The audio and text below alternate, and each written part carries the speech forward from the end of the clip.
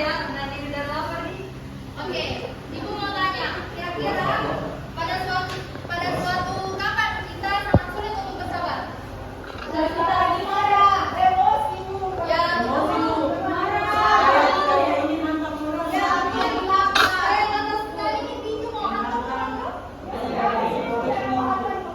Nah, maka dari itu, hari ini kita akan membahas materi yang sangat menarik untuk dipelajari dari tadi, yakni perhatikan, yakni menghindari akhlak semua dan membiasakan akhlak muda, Ya Bu.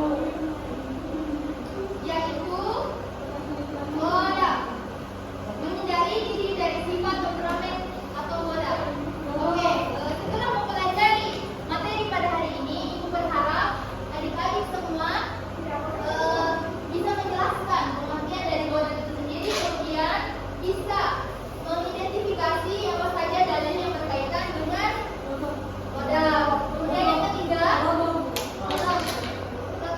yaitu menjelaskan apa saja dampak negatif dari modal itu tadi. Kemudian yang terakhir dan yang paling penting adalah menyebutkan cara-cara mengendalikan godam dalam Islam. Kemudian dan yang paling sangat-sangat Ibu harapkan kepada adik-adik sekalian setelah mempelajari materi ini adalah untuk mengaplikasikan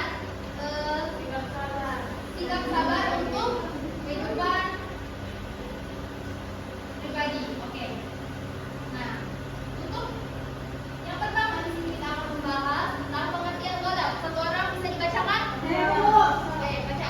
Ghadab berasal dari bahasa Arab yang berarti marah, murka, atau emosi yang meluap secara tiba-tiba, Bu. Kalau secara istilah, kondisi jiwa yang mendorong seseorang bertindak di luar kendali yang harus sehat akibat luapan amarah yang berlebihan. Sehingga secara istilah, kondisi jiwa yang mendorong seseorang bertindak di luar kendali akal sehat akibat luapan amarah yang berlebihan, sehingga sulit berpikir jernih dan mudah melakukan tindakan yang merugikan diri sendiri maupun orang lain. Nah, betul sekali. Seperti yang dikatakan temannya tadi, orang ini adalah kondisi jiwa yang mendorong seseorang bertindak di luar kendali, bahkan sampai-sampai tidak bisa berpikir dengan jernih. Jadi adik-adik sekalian, pentingnya kita menahan amarah karena ketika seseorang marah, dia akan meluapkan semua emosi yang dia rasakan, bisa berkata yang tidak baik, tidak bisa menjaga lisan ataupun tindakannya. Oke, kita lanjut pada materi berikutnya, yaitu di sini ada dalil-dalil yang menjelaskan tentang menahan amarah. Yang pertama di dalam Al-Quran surat Al-Imran ayat 134. Oke, Atika bacakan. Oh, saya yuk.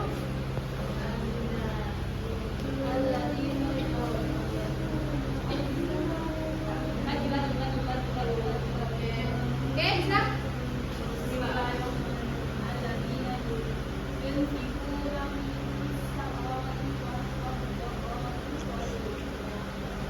Ya, Bu.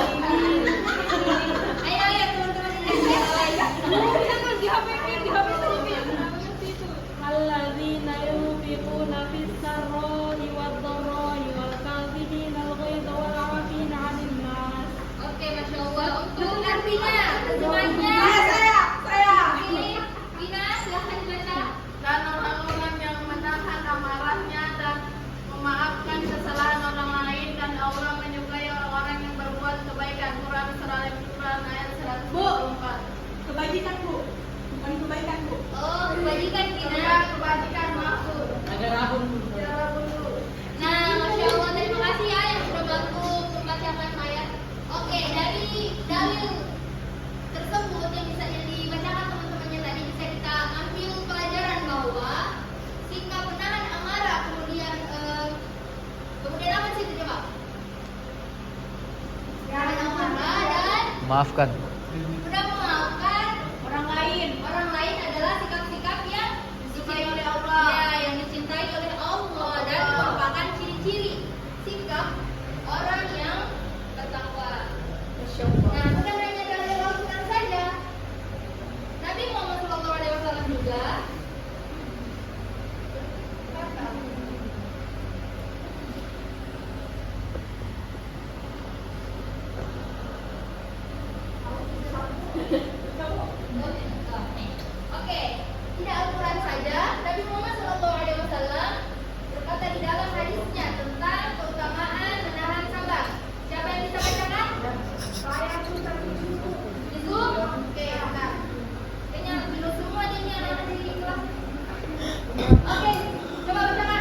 Kenapa menahan sabar?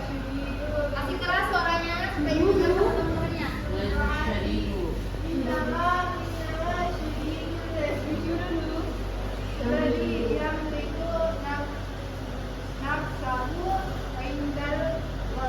Oke, Masya Allah. Untuk terjemahannya, Bukanlah orang-orang yang kuat itu orang yang menang dalam pergulatan, tetapi orang yang kuat adalah orang yang mampu mengendalikan dirinya ketika marah. Nah, Masya Allah, terima kasih kepada adik-adik yang sudah membacakan. Nah, dari hadis tersebut bisa kita simpulkan di dalam Islam, orang yang kuat adalah bukan orang yang jago bergulat, jago baku pukul, jago bertinju. Ini guru suka bertinju. Nah, itu bukan orang yang kuat walaupun dia jago bergulat, bertinju, jago mukulin orang, bukan yang terkuat di dalam Islam. Nah, orang yang paling kuat di dalam Islam adalah orang yang bisa menahan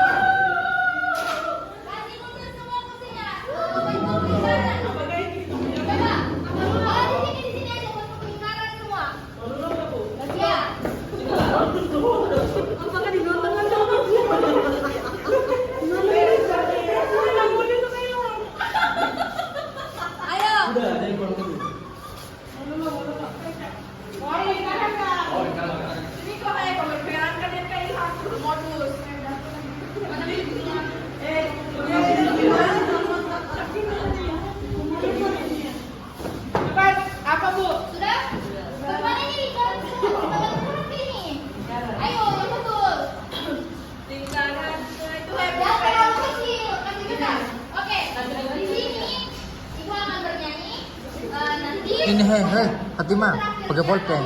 Jangan pakai pulpen. Harus ubah ini dari ibarat harus misalnya itu tentukan bagi menjadi 5 orang kalian harus cari semua di bawah. Oke, Bu. Paham? Hanya ini 5, nanti kita cek teman. Sampai jumlahnya 5 orang. Untuk yang tidak kebagian kelompok itu kalah. Oke, Bu. Oke, bagaimana? Sampai 5 orang. Jangan berpegang megang dah. Tapi tidak juga sampai 5 orang.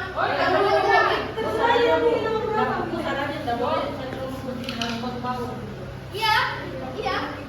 Baru culik-culik orang. Oke, ayo pertama. Satu itu bagian belum kan begitu. Oke, 1, 2. Ayo kawan-kawan jalan kita. Oh, kami jalan. Ayo kawan-kawan jalan sekarang sambil kemukaran suasana jadi riang.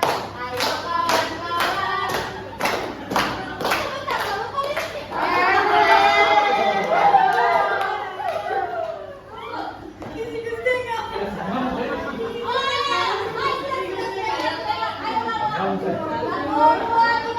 Ayo kawan-kawan, jangan diri sekarang, sampai kemukaran, suasana jadi riang. Ayo kawan-kawan, sekarang mau berubah jadi 3.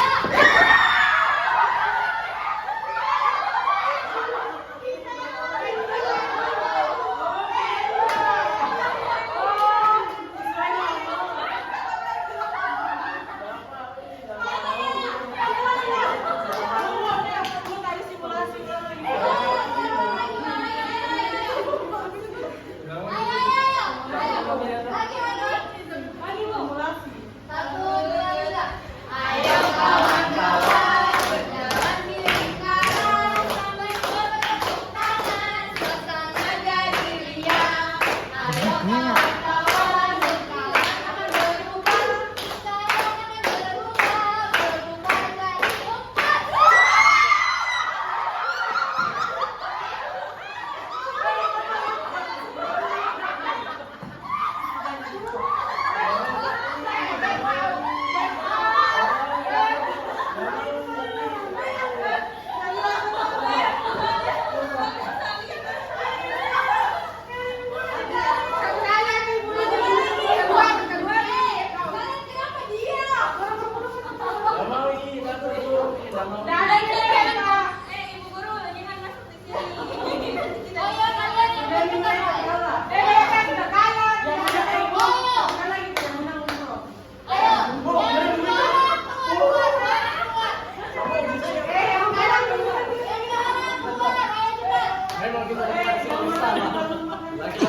Masuk chat. 1, 2, 3. Ayo kawan-kawan, berjalan diri sekarang sambil bertepuk tangan, suasana jadi riang.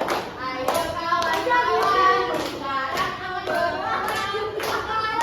berubah jadi 5.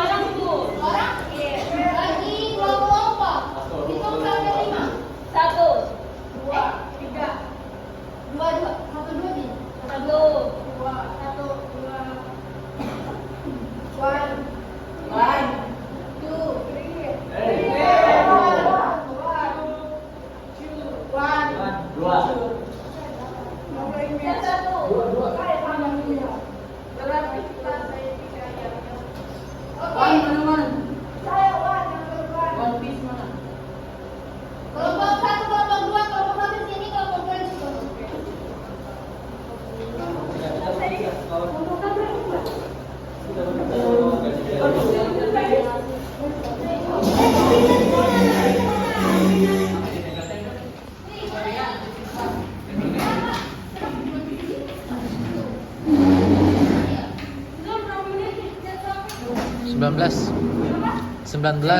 selama. Tidak mau badannya.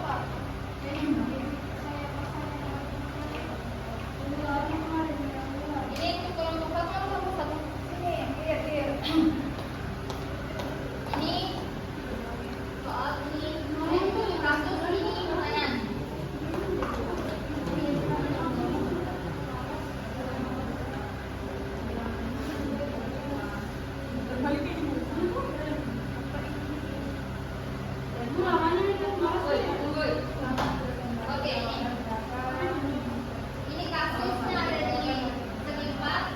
Terus ini pertanyaannya. Tulis dulu. Itu apa? Lupa nih.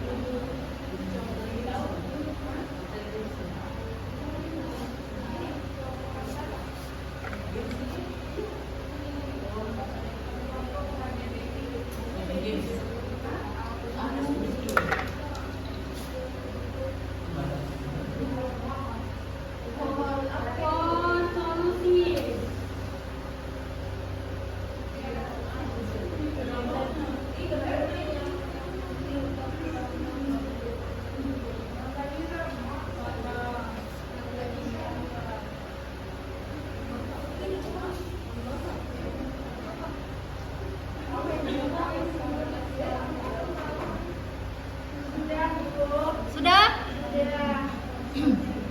Kelompok 2.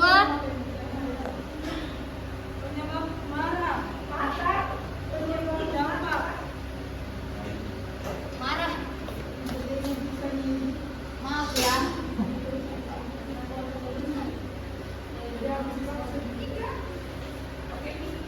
Penyebab marah, ini dampak, ini solusi dalam Islam. Nanti kita kerjakan sama-sama. Sudah semua?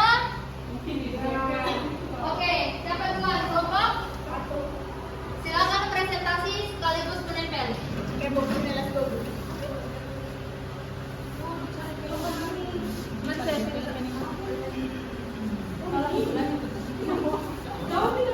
Iya, jawab.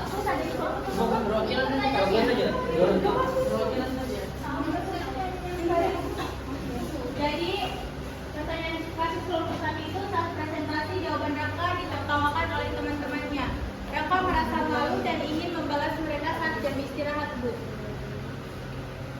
Adapun pertanyaannya, apa yang menjadi penyebab Raka marah? Silakan ditertawakan. Langsung dipresentasikan apa yang menyebabkan Raka marah? Jadi yang menyebabkan Raka marah yaitu pada saat presentasi dia ditertawakan oleh temannya. Jadi Raka marah. Oh, jadi itu yang menyebabkan Raka marah. Bu.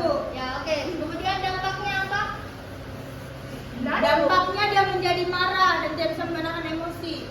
Oke, Jadi tempel. temperamen. Bu Haji, kita kasih kertas ini. Ya, nanti solusinya nanti kita jawab sama-sama. Silakan ditempel. Tempel, uy. Ini gimana? Solusi cara mengendalikan. Ya. Oh, tempel kali ini. Tempel saja, Bu. Iya. Nggak usah dibaca. Bagaimana cara solusinya? Dia mengendalikan marah. Bagaimana cara mengendalikan amarah Raka menurut ajaran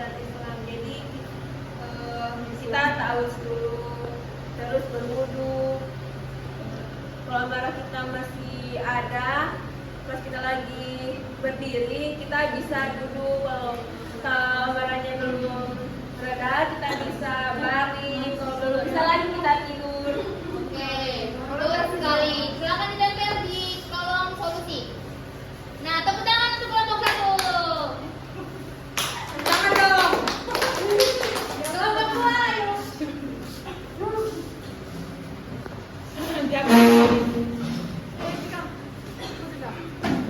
Oke, silakan dibaca kasusnya. Ibu benar-benar tulis tidak? Kasusnya? Enggak, Ibu. Belum lagi. Alia mengetahui bahwa sahabatnya menceritakan rahasia pribadinya kepada teman-teman lain. Alia sangat marah dan ingin membalas menyebarkan rahasia sahabatnya. Oke. Penyebab Alia marah? Karena mau dibongkar rahasianya. Ya, betul sekali. Kemudian dampaknya apa? Langsung ditempel. Ini dampak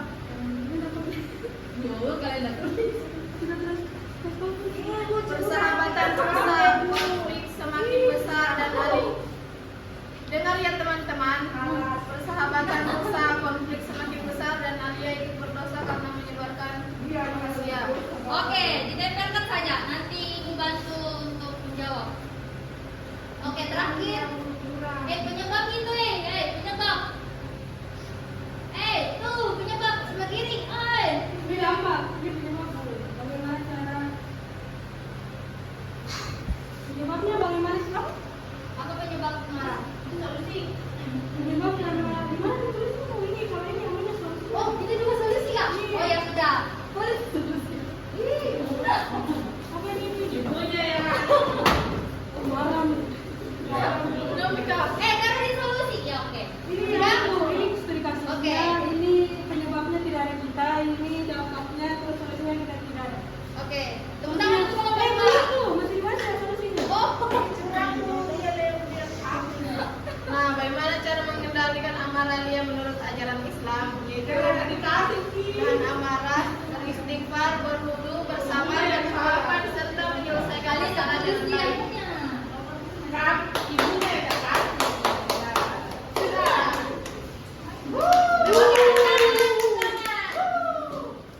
Tepuk tangan dong. Terima kasih untuk dua kelompok yang telah mempresentasikan. Di sini ada beberapa kolom yang kurang, kita akan menjawab sama-sama. Untuk kasus yang kedua, Alia mengetahui bahwa sahabatnya menceritakan rahasia pribadinya kepada teman-teman yang lain. Alia sangat marah dan ingin membalas menyebarkan rahasia sahabatnya. Nah, apa penyebab Alia marah? Karena apa? Ya, karena rahasianya tersebar. Nah, dampak dari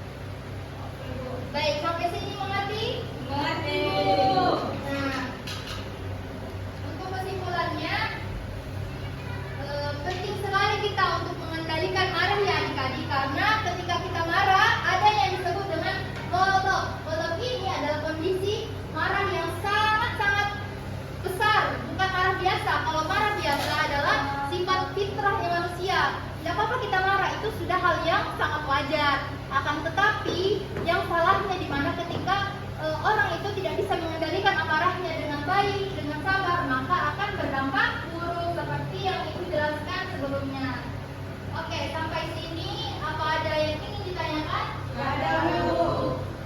Nah, untuk tugas di rumah silakan cari dalil-dalil apa saja yang bisa dihubungkan dengan materi kita hari ini. Dipahami? Paham, Bu. Mungkin itu saja materi kita pada pagi hari ini.